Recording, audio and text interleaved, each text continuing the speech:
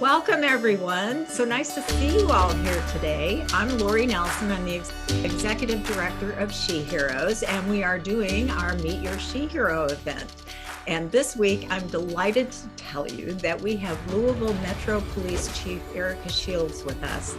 And I actually live in Louisville, so I'm, reading the news all the time, and she's got an amazing job, a fascinating job, and we can't wait to talk to her all about it and find out everything.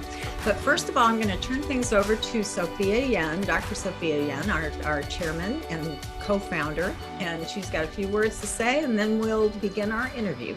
Thank you. Sophia? Thank you all for joining us here. And for anybody that's new to SheHeroes, we are free online videos of women in jobs where women are underrepresented. And our goal is to show young people that those of us with uteri can be whatever we want to be, as long as we work hard and overcome, the obstacles that are in our way and have the support of our community. We are so lucky today to have Chief Shields with us. So excited to hear what she has to say.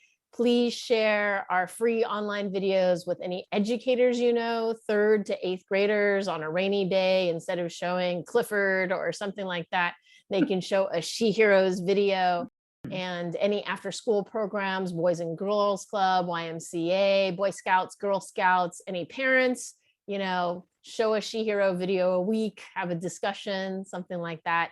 And if anybody wants to volunteer, we always love volunteers to help get the word out, help organize events, anything you want to brainstorm. And we are looking for potential board members who could, roll up their sleeves and do more, and or teacher advisory board members that can help spread the word to PTAs and more. So I'll leave it to Lori. Okay, now to get into the meat and potatoes of the day. So Chief Shields, it is an absolute pleasure to have you with us today, and we can't wait to talk to you. I want to find out everything. What we usually like to do is start at the beginning and find out, what kind of little girl were you? What were your interests and passions? Where did you grow up? Did you have siblings? How did your interests get sparked back in those days? Thank you for having me. And personally, I probably would choose to watch Clifford, so I'm just saying. That's probably why you have MD after your name and I don't. For me, I think what really was formative for me is I grew up playing sports, and it was at a time that there was not a high level of organized sports for females, not at the competitive levels it is now. And so I always had a passion for playing sports. And so I play with the guys because they were more competitive. And if you want to do baseball, you had to do the guys. And I always say to folks that really laid the groundwork for me, because physically they typically were bigger and stronger than I was. And so I literally had to learn, literally and in the figurative sense, of being knocked down and getting back up, and being punched in the face and getting back up.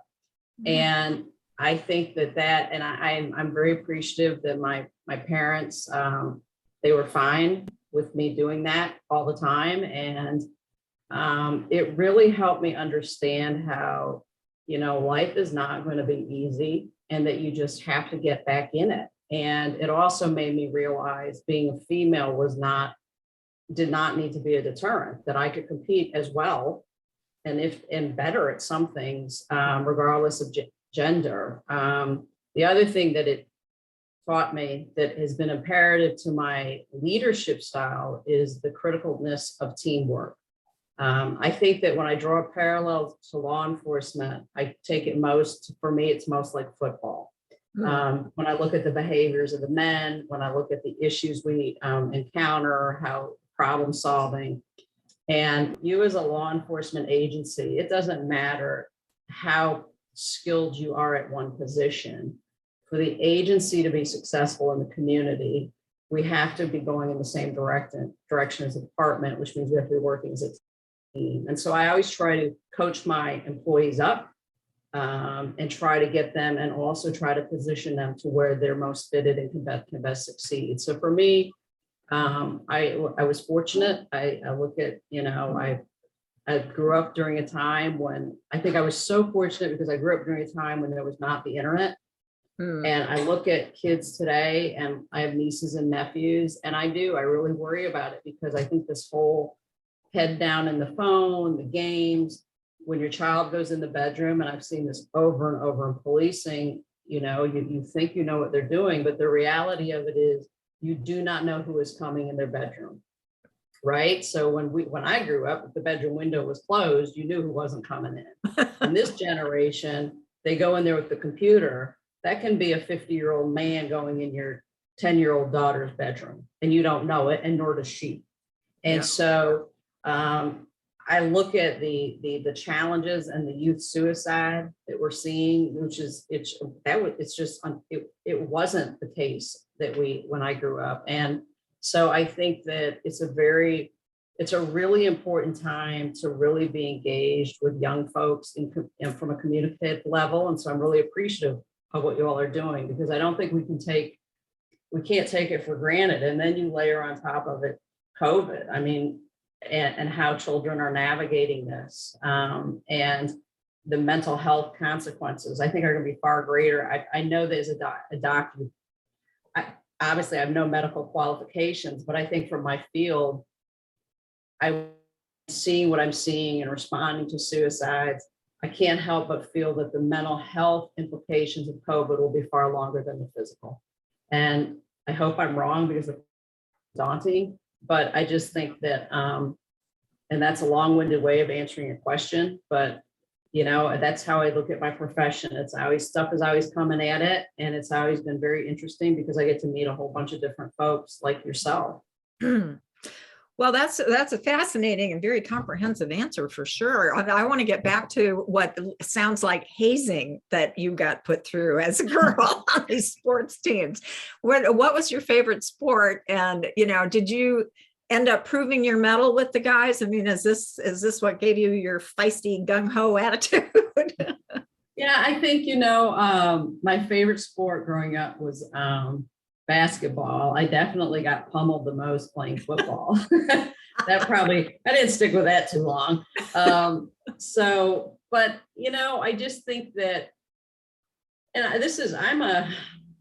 I just think with guys, there's an expectation. They're not allowed to be vulnerable, and they're not allowed to cry, and they're not allowed to have to stomp off and quit. And so I think being around them growing up really taught me resiliency and just suck it up and keep doing it. And that's not to say women can't do it. I'm telling you I did it. I'm just saying my environment was one that it was one that I was more inclined to get angry and re-engage than I was to throw down my basketball and stomp off. And when you get, if you get injured playing a sport and the guys are like, you okay? And that's it, and there's no sympathy, you're like, all right, well, yeah, I'm okay, So I think I think that for me was very formative, which is why I'm a huge, huge advocate for sports for females, because you don't have to be the all-star, but it does give you a level of confidence in yourself. And that ties directly to your physical self. And how many, when I look at these magazines for females, and I've never subscribed to one that I'm aware of. And I say that because sometimes this stuff just, remember, used to always just show up in your mailboxes, but everything around females for years was, how did you look? What did you wear? How was the makeup? And the reality of it is, if you're going to get through the day, that's great. That's part of the package. But you've got to have confidence in you. And that comes when you feel good about yourself and you know that you can handle yourself. And that ties to, I believe, your physical well-being, which ties to your mental well-being. Okay. Now, where were you born? Do you have brothers and sisters, or? I was born in upstate New York, and I have an older sister, and then there was about 10 years between my younger brother and sister. And we were and remain very close. I do not come from a family of law enforcement. In fact, when I went into policing, I knew, I kind of mentioned it once, my father just about went sideways. So I didn't tell him until I graduated from the police academy and was sworn in as a cop. And that was a secret my mom kept for me. And so I think one of the things that I've brought with me throughout my career, and this has become so important for me in the last 10 years, is I grew up in an area that was very economically diverse. And I went to public schools that had people who were on food stamps to people who were children of very affluent parents. Because of the geography of the area, which it wasn't a city. And so you all end up going to these same schools, regardless of your backgrounds. So what I would see was a lot of behaviors that were really attributable to the socioeconomic status of the family. And by that, I mean, I had multiple classmates who had teenage pregnancy. I saw people who couldn't read and write. I saw people who relied on unemployment. I saw people who their hygiene lacked something. And all of these people were white. And at the time, that meant nothing to me. It just was the world that I was in. And so I saw that I developed an understanding of it was where they were socioeconomically. This became relevant when I went to policing, and my first 25 years of my career were with the Atlanta Police Department. And Atlanta is around 55% African American, and the department is about 58% African American. And as with most cities, the economically challenged areas of the city of Atlanta were primarily the Black population. And what I would see was many of my colleagues, Black and white, more so white, but they're both making generalizations about the folks who live in the housing projects and the folks who are unemployed and the folks who were committing crime. And they always made this immediate nexus to the race, and that this was the Black community issue. And one of the things that helped me navigate this so well, and I believe take my game to another level, was I knew that wasn't the case because of my background. I knew that these behaviors were a direct result of where they stood in society economically, and nothing to do with race. And so I was able to really build on that, and for me, get a much better understanding of poverty and how we as law enforcement really, really were a part of the problem of keeping folks who are already struggling financially down. And also how important it was to speak up to my employees and make them aware, no, it's not acceptable to say that, you just wish they would blow up a housing project. No, these are human beings. They're not here because they don't care or they enjoy being poor. Let's work through this. And and so for me, I'm really, at the time there was a point in my life, probably when I was the early 20s, where I was kind of frustrated that I didn't grow up in an area that was more diverse. I think that would have been the thing you want. But then in hindsight, I think it really helped me, because I realized that it really helped me navigate the race issues that have become so central to law enforcement. No, that's an absolutely fascinating point that you're making. Well, and even to get back to, did you go to college, and what did you think you were going to become? I mean, back then, what was your dream about what your career might be, or what direction you might go? I'm a firm believer when I look at this college and I look at what we put on kids today. We have it so upside down. I think that we ask these kids, start asking them at age 8, what do you want to be? And I'm like, what the hell? And now everybody gets a degree and then looks sideways, or like I always go back to sports. I mean, the whole point of college is to get a job, and yet we won't let kids who qualify for professional sports go to professional sports because they're not old enough. And it's like, what are we doing here? So I hadn't done a real lot of planning. I just enjoyed life. my life initially was all about sports. I'm just going to say that. And so it was the senior year of high school. I had no idea what I was going to do. My friend Carrie thought she might be an exchange student. I was like, well, that sounds like a great idea. And so, unbeknownst to my parents, I signed up to be an exchange student. And the way I picked the country is I thought, well, it'd be something. So I picked the country I knew the least about, and that was the Netherlands. Oh, this is one way to learn about it. And so my folks were like, what are you doing? But I think they were so at that point, they just knew, put her overseas, we'll all work out, buy us some time. And so the year after high school, I went to the Netherlands for years, a Rotary exchange student. And that kind of helped me because I had always been fascinated by studying history and World War II.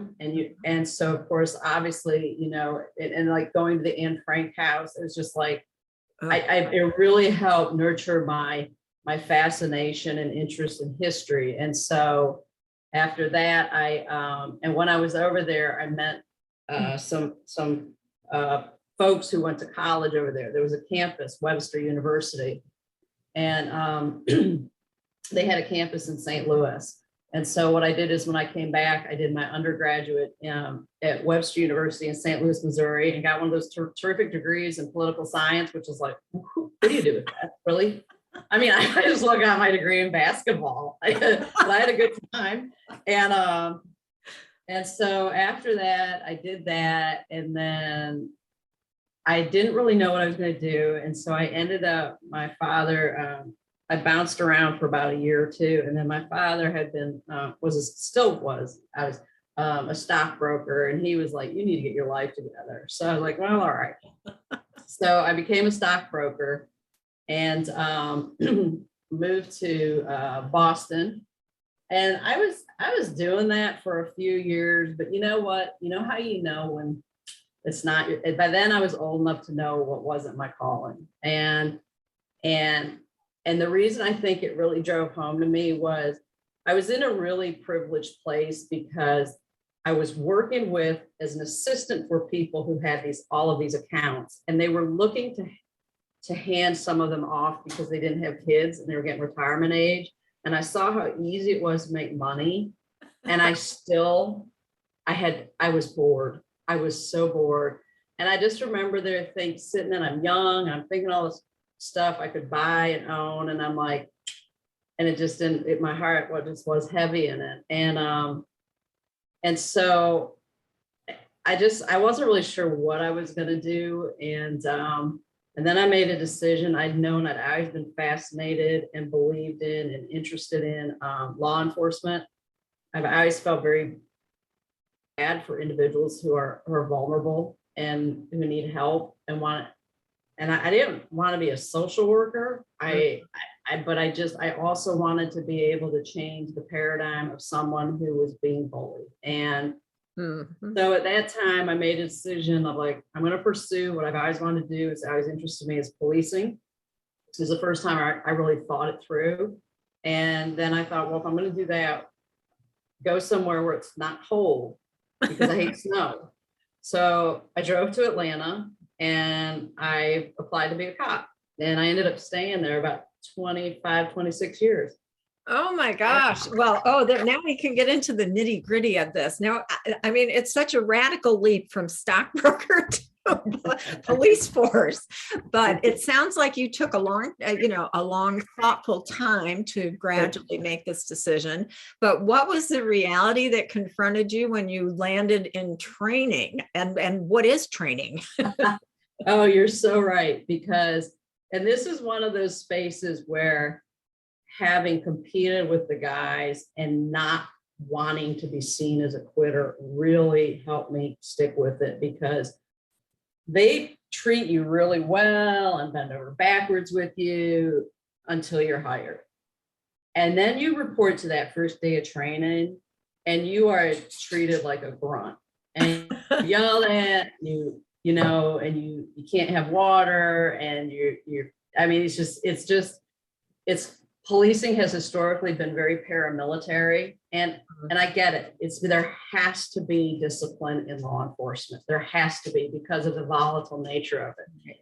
And so getting there, and then, I mean, I just remember, and what they did is they took each one of us in my recruit class, one by one, they call us by name, and they would humiliate us. This is day one. Now, this is day one on your new job. And like, how the reasons you're gonna fail. I mean, what employer does this? Well, law enforcement.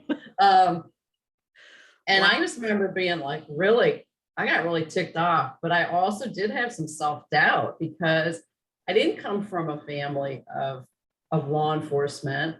I knew that I wasn't big, and you know, but one of the reasons I wanted to police in the city, any city, was I wanted to tackle violent crime. I didn't just want to be a cop. I wanted to deal with violent crime. I wanted to deal with homicides. And so there was definitely periods of self-doubt. But what I will say is, one of the things that was such a gift was my class coordinator was a female. And there was no, I think she was the only female who'd ever been a class coordinator at that point. And when I started, I think policing had about 7% of the population was female. And that was about right for the ratio of females in my class. And it made a difference because she was very much, you know, no, you're going to do this, you can do this. And it made an enormous difference to myself. And she's remained, without question, one of my closest friends, because on the surface, I had all the confidence in the world, but I didn't know if I could do the mechanics of arrest. I knew I could do the academic stuff blindfolded, but that's like that's just a fraction of the job. The real difficult part of the job from where I was standing was the physical stuff, the shooting. I've never been shooting. So what you realize, there were other people who were struggling maybe with the academic stuff, and she really helped foster the significance of teamwork. And it translates all the way through policing, because you always are it doesn't matter who you are, you're going to find someone who is stronger, has more ammunition. You know, I mean, you can never go into a situation thinking that you alone are going to be able to navigate every situation. So yeah, it was interesting. Well, I've got like two prongs here going, because I first want to ask you about the kind of discrimination maybe you endured back in those days, which was probably more overt. But then also, first of all, though, how difficult is the physical training side of it? Is it as grueling as being in the Marine Corps, or what do they put you through? I think, yeah, you absolutely have to be able to, you know, the one thing is, yes, it is grueling, but what they also do is, and this is what makes it so difficult to hire for police officers, is the training academy itself is 6 months. And then there's about 6 months where you're actually just training on the job. So there's no way to fast track applicants. So what they do is they identify up front, okay, what is your deficiency on the physical front, and we'll work in remedial training to navigate that so you can pass necessary testing. Some people don't, and they may fall out. So it's not, you know, it's none of it's unreasonable. I mean, the reality of it is, you're at a disadvantage if you're not sound and prepared in law enforcement, because there are going to be, unfortunately, there are going to be people who want to fight. And if you are not physically fit, if you're not staying sharp on your tactics, you're going to have a much more difficult job doing your job safely and also de-escalating. That's a big part of the problem where we're at today.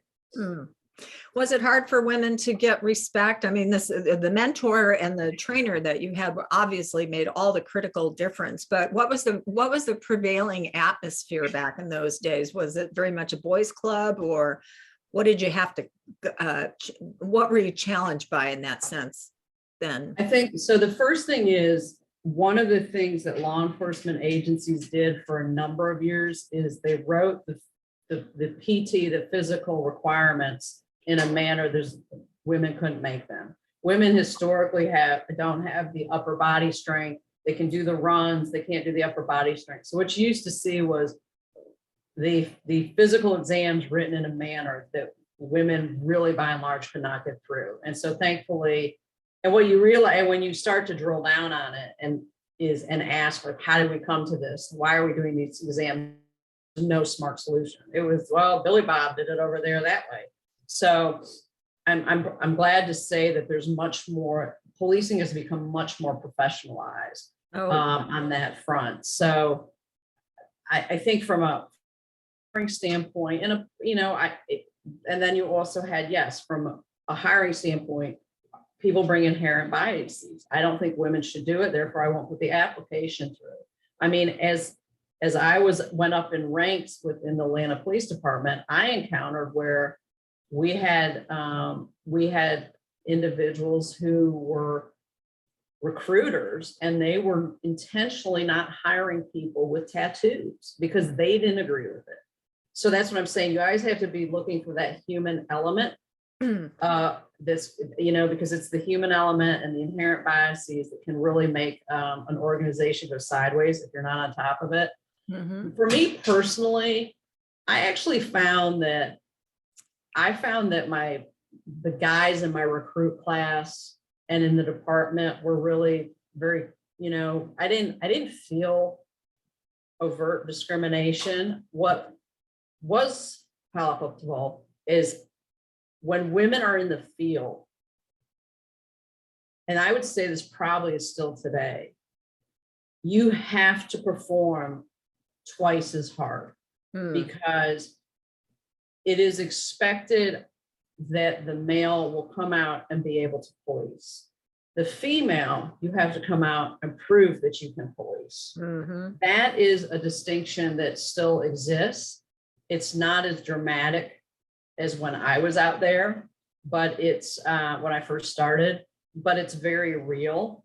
The other thing is, if you as a female misstep, like maybe you didn't handle a call, or maybe you got overwhelmed and got behind the 8 ball and guys had to bail you out, you were going to hear about it. And that label was going to go through the department.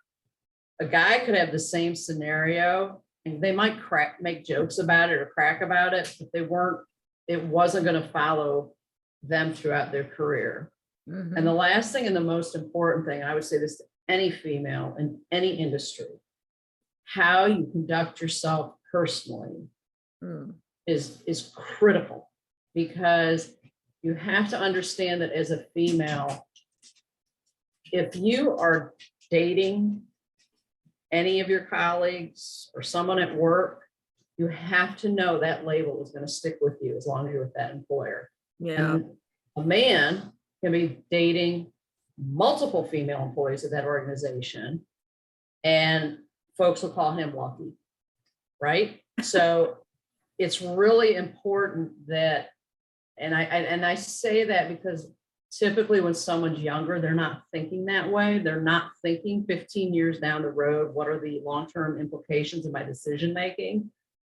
That stigma will not leave a female. Yeah, I hear you. It's always that way. Now we have a question that came in. It's related to the police academy. Our person here is asking, how many years is the police academy? I think you just said 6 months. Is it free? And do most people go after high school, or is a college degree required?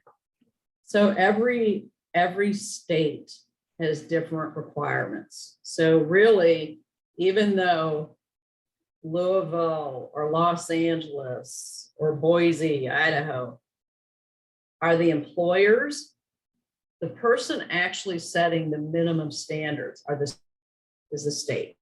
So every state will have different standards. What is usually true is you have to be 21 to be a cop.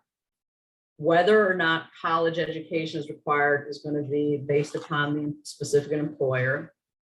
Most academies for cities, for cities, because cities will run their own academies. So let's take Louisville, for instance. Louisville has its own police academy. Most of the folks who police in Kentucky go to a state academy. So this Kentucky State Academy might be 3 months long, whereas the Louisville Police Department has to be at least 3 months long, has to meet the state's minimum. So our city academy, and this is true of most of your city academies are longer than your state academies. They're usually about 6 months of training, and then about 3 months of in the field training. That means you're riding with someone, patrolling with someone for another 3 months. So from the time you hire an employee to the time that you can put them in a patrol car and say, I can count that as someone who's working on the street for me, it's usually 9 months to a year. And that's why when you see agencies get behind on their staffing, it's really problematic, because there's no quick way to just close that gap. Okay. Now I would love to get into some of the nitty gritty. You had 25 years or so on the Atlanta police force and a range of different jobs. What was the one that attracted you the most? What was the one that made you the most passionate? What was your journey there? So I got out of the academy. I asked to go to the zone that at the time was the most violent zone in Atlanta. Again, I got into policing because I wanted to deal with violent crime. And I can remember the deputy chief at the time when I said, I want to go to zone 3. And he just looked at me and laughed. He says, okay, you're going to get it. Which in hindsight, I realized, it's once you get there, you don't get out. And I loved it. What was hard was the sheer volume of calls. There were so many housing projects back then, and it was hard working all the domestics, and it was really hard. And it took a while in my career, I think with any cop, to understand why women of domestic violence stay in that cycle. And you would get so frustrated as a cop because you're like, oh, for God's sake, I was just out here, why are you back with him? And so that's one of those things. And that longevity of someone in policing is absolutely invaluable, which is why it pains me when police departments lose people with experience, because that is not, you can talk about in the classroom, but you really have to, it takes time to understand it as a cop and how you can help the person along the way, namely by just continuing to be empathetic. And I got to so then I went from there. I was still in that same division, and I started doing plainclothes work. And what does that mean, by the way? So it means going out. Well, so I was white, working in a zone that was 95%, 99% black. So obviously I wouldn't be out there selling drugs. I could go buy drugs, and this was during the crack heyday. I could work as a prostitute, because those were that was the one segment of the zone where you saw white women, and they were prostitutes. And we would also work investigations of robberies. So if someone had been robbed, we'd be working that. Some violent crimes we would investigate, and we did a lot of search warrants on drugs. So it just depended on the day what we were doing. Well, let me back up a minute. So here you are posing as a prostitute or a drug buyer in a probably, a volatile neighborhood. How did you manage all the danger that must have imposed on you? What was that like? You know what? I never thought about it that way. I think I had been out there long enough and done the job that you're aware of what can go wrong, but I never felt vulnerable. And I think this is, at a point, I ended up doing 8.5 years in zone 3, and that became my comfort zone, quite honestly. Oh, wow. Which goes back to environment and what you're around. I will tell you, I never did well at buying drugs. I think I looked like this, I spoke like this, and they're like, what the hell? You don't look strung out. And I just have never really looked strung out, for better or worse. So the prostitute details I despised, but my best friend Jackie and I would do them together, and we got our clothes from Goodwill, some really skanky skirts and dresses and heels, and we would make a time of it because she would always wear these wigs and she'd wear these heels, and she always fell, and it was just, we would have a time of it. And I will tell you one of the things, and again, as it was happening real time, I didn't realize how this was helping me understand people, which would help me do better in leadership. Because when you do those prostitute details, for instance, we were standing out there as prostitutes, we were doing them on a dark side street in the middle of the hood, in the middle of nowhere, dim lighting, strip bar, car dealerships, a bar, a liquor store. I mean, the sort of thing that like you have to be looking for this location to get there. Mm-hmm. In a, as I said, a zone, an area that is probably 95, 98% Black. And I will tell you, probably about 60% of our clientele were white and from the suburbs. And so you start to, this again feeds back into what I was saying earlier about where I grew up. You start to learn these behavioral issues. It's even more, you can further separate it from race, and you can start to just see behaviors. And we would have these men drive up, they'd have children in the car, they'd have pictures of the wife and children on the dashboard. They would, it was just so strange. And there were times when we would be, let's say Jackie was making it a case, all the blue light cars would be around her John. They're putting the John into custody, blue lights everywhere. I could be standing, 15 feet away, just waiting for the patrol cars to leave. Another John would come up and proposition me. And you're like, there's patrol cars in front of you arresting this guy, but it's that tunnel vision, right? This is my mind. This is what I'm going to see. This is what I'm going to get. And so what Jackie and I started doing is at the end of the night, we go down to the end where there's like a big gravel lot where all the Johns were arrested, waiting to be transported. We start talking to them. Like, what are you doing? And what we learned was, for the men, it was transactional. It truly was transactional, almost to a person. It wasn't, they weren't cheating on their wife. They weren't being unfaithful. It was a business transaction. And so when you start to learn these behaviors, it's how you, it goes into how you manage people. And it's not to say that men are whores or, God, this is for children. Okay, I should not have said that. But this say that, that there's anything wrong with men and they all want to be picking up prostitutes, but it's to say men and women, by and large, do have some differences, and that's okay. So how do you, as a leader and a manager, help them each get to the next level, knowing what resonates with them? But suffice to say, what I really wanted to do was I wanted to be a homicide detective, because as I said, I'd always been impassioned by I wanted to work violent crime, I wanted to work homicides, and that to me was really interesting. And at the time, the Atlanta Police Department did not have testing to be a detective.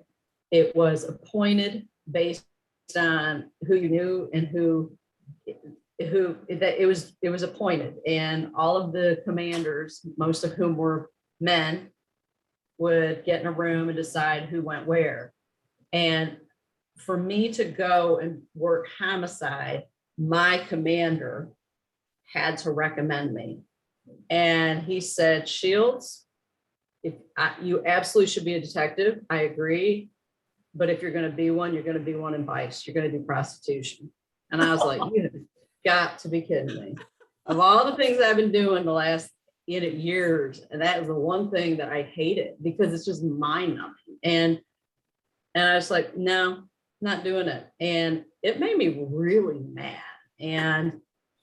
But I was like, but it really was important for me because two things happened.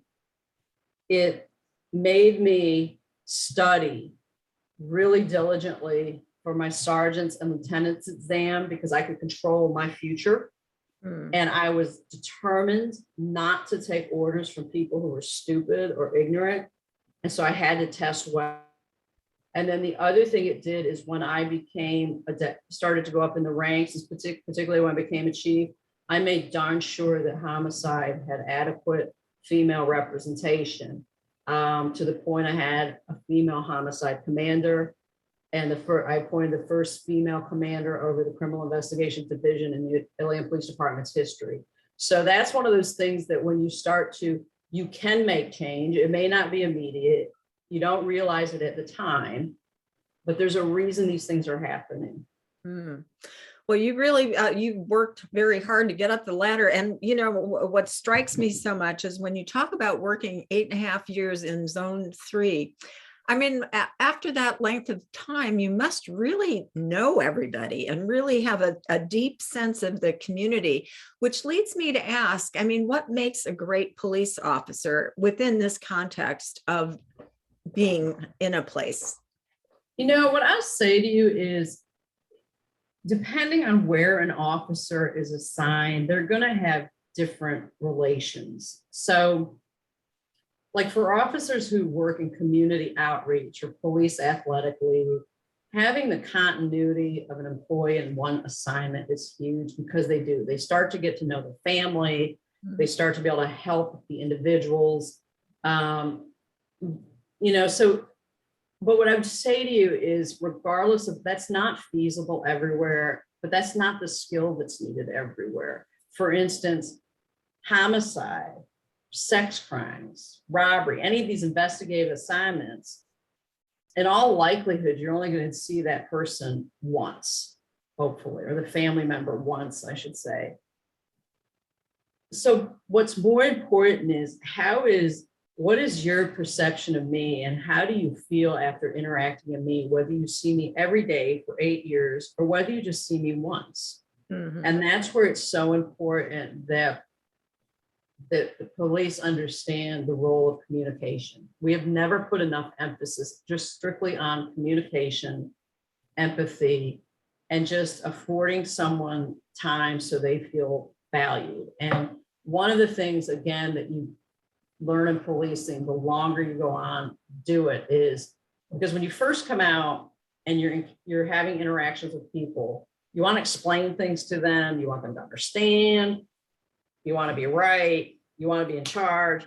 But then as your career goes along and you start to absorb more of what your role is, you realize at the end of the day, the majority of people just want to be heard. They have no expectation for you to have the right answer, to even have an answer, to have a solution. They just want to be heard. What prompted you to come to Louisville? How did that all shake out? I know our city has had a lot of unrest and a lot going on. So where was that decision process and what made you come here? You know what? I stepped down in Atlanta. I came to the realization that it was time. It was just, it was time. You sometimes just know when things have to, a change made. And so I stepped down. I stepped away from the profession, from policing, for about 6 months to figure out, was I going to go to the private sector? What was I going to do? And what I realized is I really missed being a chief. I've always loved mentoring and getting folks to the next level.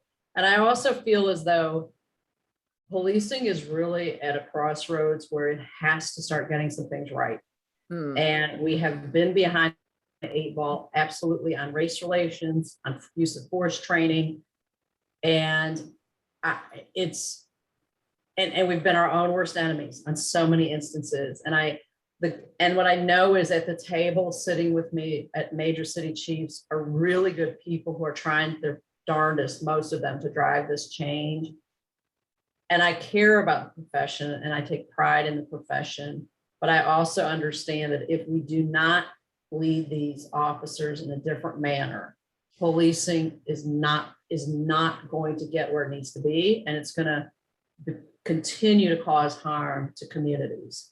And so I realized I still wanted to be working as a chief. And so what drew me to Louisville was the more I read about Breonna Taylor, and the city was, and the department was very transparent. They released the entire investigative file of the incident.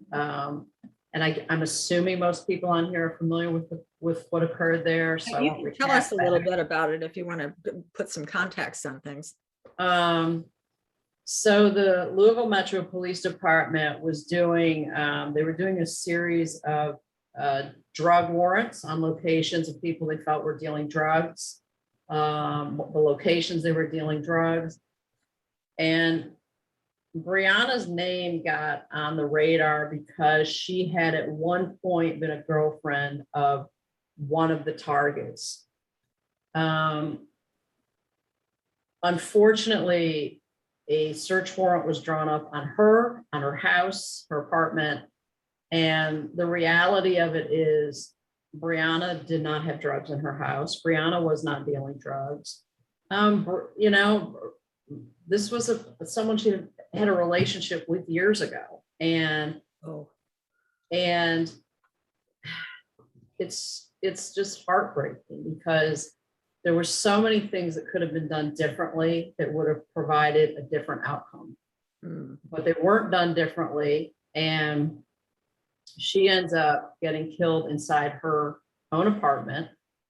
And again, I can't say enough, is there's no drugs, there's nothing there. It's just, and the FBI is still looking at this, so I'll navigate it broadly, except to say, I think for me, I've always had very real concerns when I've educated myself on it with what's available publicly, is how they came about, the individuals came about to get the search warrant on her place. So suffice to say, the more I read about it, the more it resonated with me coming from Atlanta, because in 2007, we had a corrupt narcotics unit. And I'm not saying the individuals here in LMPD are corrupt, but I'm saying what occurred, the outcomes are very similar. And that is, they drew up a drug warrant on a house, the very loosely created nexus that there were drugs being dealt out of the house. And our investigators ended up shooting and killing a 95-year-old woman, and said, well, her grandson was dealing dope. That was not the case. So on the surface, there's a similarities between the incidents, but more compelling to me was I knew how the police department in Louisville was going to respond, having gone through this with Atlanta. And by that, I mean, it will be the denial we did anything wrong. It will be victim shaming. It will be public humiliation of the person who's been harmed by the police. And most significantly, there will be complete and absolute that any of this was tied to race. And the reality of it is, white people are not getting shot and killed in their homes by police erroneously. It's not happening. White people are not getting shot and killed by police when they step out of their cars with a cell phone in their hand. And those are the issues we have to hit head on in law enforcement. We have to get to the root of what to understand. This is why the Black community doesn't trust us at all. And the majority of cops have a career where they never even discharged their weapon. So it's not about saying that police are wrong. It's about saying, police, we have to acknowledge broadly when one of ours does wrong, instead of just digging in our heels and saying, well, this is why it happened. And so I think for me, what Louisville represented was, I knew this department, I knew the emotions that it was going to go through, and I knew that I was equipped to help navigate them out of it, both from my time in Atlanta, having been in the city that is the home of civil rights, where race was central to everything in my career from the time I was hired. And also understanding, having been through several incidents where the police department was completely in the wrong, and its refusal to take ownership of its decision-making prolonged us getting into a better space for many years. And the reality of it is, the sooner you can come to terms with, yes, we failed at these components of it, the sooner you can improve your performance. Did you meet with a lot of resistance with your philosophy initially? I mean, what was the morale of the police department? I mean, I'll be honest with you. I came across, I said to me, the Achilles heel in policing is all of policing across the country. All of our force training is based on criminal case law. Criminal case law from the higher courts determines police may do X or Y. Provides a black and white line, you can get to the left or the right of it. Fine. But here's the problem. I'm not a judge. I'm not a courtroom. I'm an employer. I'm an employer. So to me, the case law provides this is the lowest bar. You police officer, if you step below this bar, you can be indicted. But that doesn't mean that bar is where I should be setting my department to meet the community's needs. That's the lowest bar. That's legally what you're allowed to do. How about as an employer, what is reasonable? And we have in law enforcement have never taken that.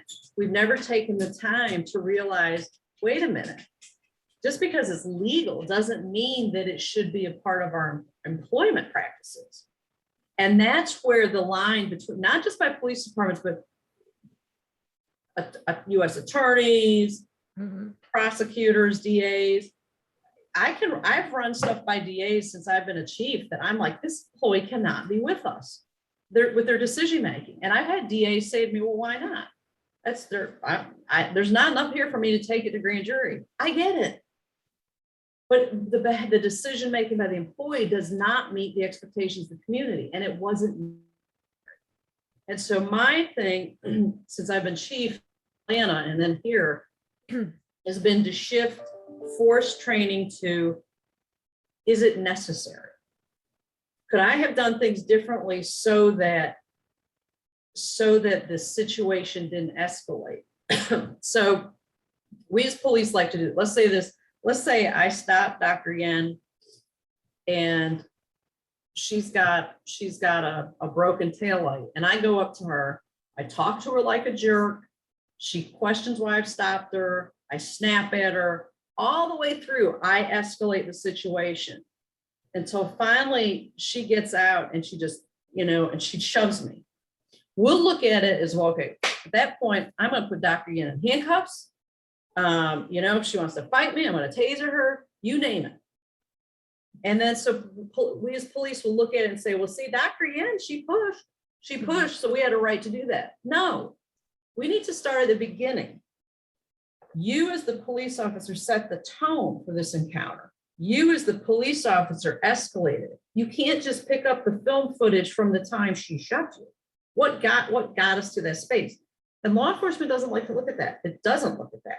It takes the force, takes criminal case law and says, see, Dr. Yen was wrong. Police had a right to put her in handcuffs. So that for me, that has been an uphill battle for me from the time I became chief, because it goes against all the use force training, and that has to change before policing will change. So how does it apply coming to Louisville? Louisville had a lot of things going on when I got here. A lot of things, a lot of emotion, a lot of issues. The community was really strained. COVID has things shut down. So what I will say is the police department has been really, really a bunch of folks who really care, who want to get it right, who want the community to respect them, who are embarrassed and don't want to keep reading about their colleagues in the paper. So there's a lot that's right here. And I think that, and they're ready to change. So I don't think the resistance is quite, it's not that the resistance is overt or a problem. It's getting people to really understand how they have to do it differently.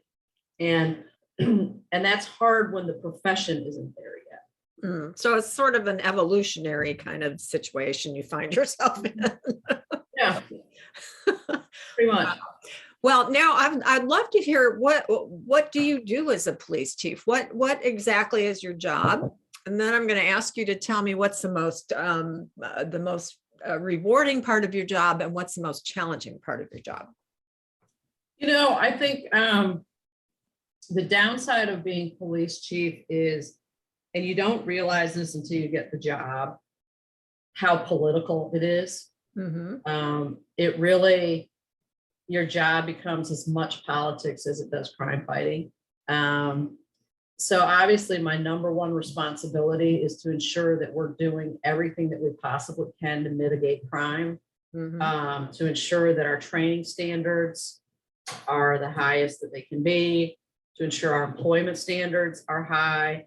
So the technology, that we're really making advancements in technology to help us be smarter in our crime fighting. So there's the operational side of the job that is really, that's the part that's it's very challenging, it's very rewarding, it's central to the job. But as a chief, what you find is you really spend a lot of your time balancing the politics. Excuse me, whether it's the business community, the council people, state legislators, somebody who knows somebody. It's always just doing that dance and trying to make sure that everyone feels that they're being afforded appropriate attention. I think one of the difficulties with policing about making headway at a pace that you want is we never are closed. So there's never a time where it's like, okay, nothing bad is going to happen for 48 hours. So we can focus on this project. And so what happens is crises tend to drive the moment, and it can make it very hard to have a disciplined time frame on getting certain things accomplished. And so you really have to figure out, because you always, you know, you have to figure out how to navigate that within also the realm of you're dealing with human beings. And you can only push them so hard. And if they've not slept because they've been working, you know, 3 days straight, or if a colleague is seriously injured, I mean, you constantly have to be balancing that with trying to push forward the agenda of where you need to go. I enjoy it most days.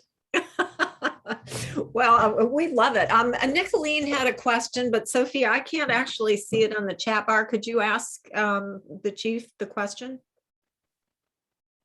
Yes, it looks like Nicolene had to drop off, but she was from Cameroon, and she was asking about, you had mentioned that there are standards to get into the police academy, and there's some that women just can't meet. Are you also seeing that women are being left out of training opportunities that would allow them to advance, or are they getting the same opportunities that men are? And I'm just throwing in my question is there a look to diversity in the force also by race? Oh yeah. So what I would say is, I think when we were talking about the female piece, I'm looking at that when I come on 25 years ago. I don't think there are the obstacles for women getting the profession now, like there were at all. And the profession usually now is like 15 to 17% women. And I don't think that on a whole, no, I do not think there's the obstacles towards women. I think within each agency, you constantly have to be looking for barriers that someone might be putting up because they don't agree with it, and they may be a part of the hiring process, training process. But no, I don't see that as applying. I think the training opportunities are very good for men and women. What I would say is, I've never felt that I was being held back because I was a female. So like I can reference 1 or 2 times where I was given a pointed comment where clearly I was being held back because I was a female, but I didn't take it in that vein. I just took it in, okay, you're ignorant. I need to work harder so I can jump over you. And what I will say to you is so I think that to your point about diversifying, and particularly, obviously, having Black police officers in communities that in cities and areas that have a large Black population is imperative.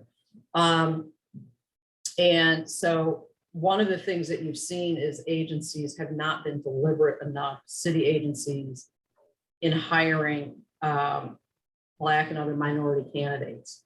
And it really ticks me off because as a police chief, you should be blowing the doors off of this. And what tends to happen is they say that, well, civil service, and civil service exams can be written to just like the physical exam to favor certain applicants all day long. And generally they favor white female applicants, the civil service exams, right? So, but as a chief, it's your job. You shouldn't just say the exam is knocking people out. Who wrote the exam? Who's sitting on the exam? And that's the first thing I'm doing when I come into Louisville. I'm like, what? Who wrote this? Oh, good, a bunch of white men. And we're wondering why we can't hire Black applicants. Well, oh, got nobody Black interviewing the applicants. There's a problem. So you have to look at all pieces of the process. Where are you recruiting? What's when you hire the Black applicants, are they getting a fair shake? You don't know that unless you talk to them. You can't talk to a manager or a supervisor and have them tell you, oh yeah, they're getting a fair shake. And talk to the employee. Are they? Do they feel they are? So you have to be very deliberate in getting diversity. And I will go back to after Ferguson, Missouri.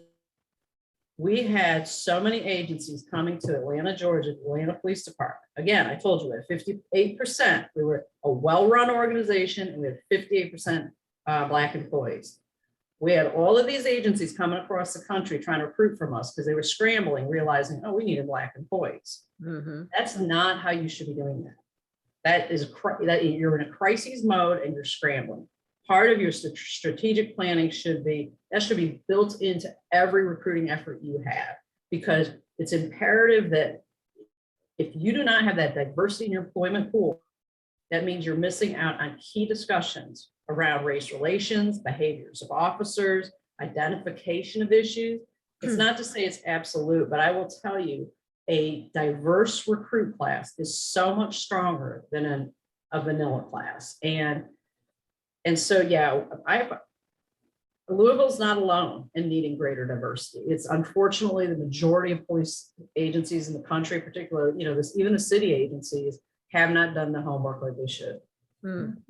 This has just been the most fascinating talk, and unfortunately we're running out of time, and I have time for one last but very important question, and then I'm going to turn things over to Michelle. But what is the advice that you would give to any young woman or girl about going into law enforcement as a career? Oh, I think it's wonderful. I think it's incredibly rewarding.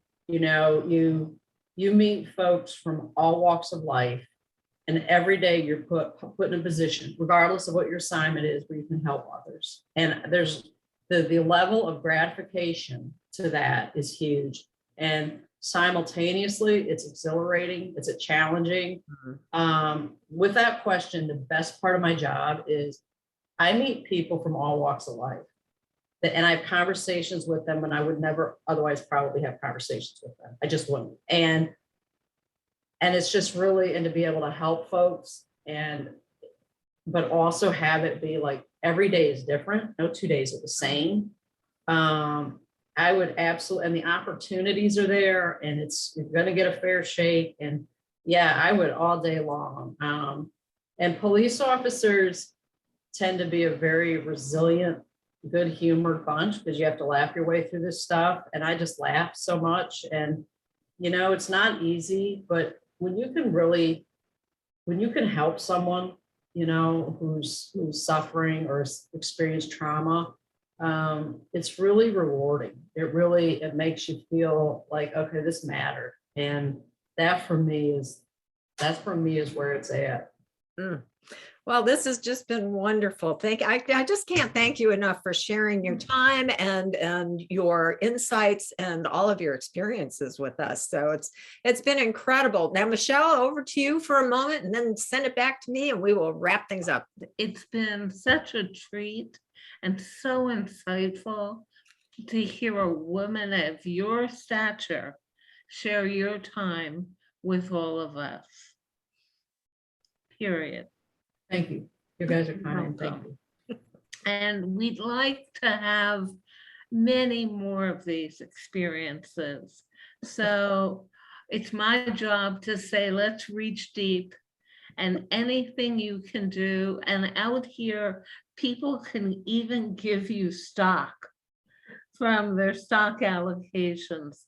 Anyone who's listening, Dr. Yen over there has a husband who works for Apple who is very generous to us because he's able to match and do all sorts of innovative things. So if you're there, you're reaching, please remember us. And thank you for your time, and keep on doing it. Keep on trucking, because I come from a very similar neighborhood in New Jersey where there was so much diversity and you saw it all. And we were the first ring of suburbs outside of North New Jersey. Okay, we saw everything. And it was part of the socioeconomic status that drove those patterns. So thank you so much. And Lori, take it away. Okay, well, Chief Shields, thank you again. It's been absolutely fabulous. Now, everybody, this will all be housed on our website. The video will be out and posted probably later next week. So we hope you will share it with your friends and, invite your friends to come to our next meeting. So thank you again, Chief Shields, and it is over and out for SheHeroes. We'll see you next time. Thank you, Chief Shields.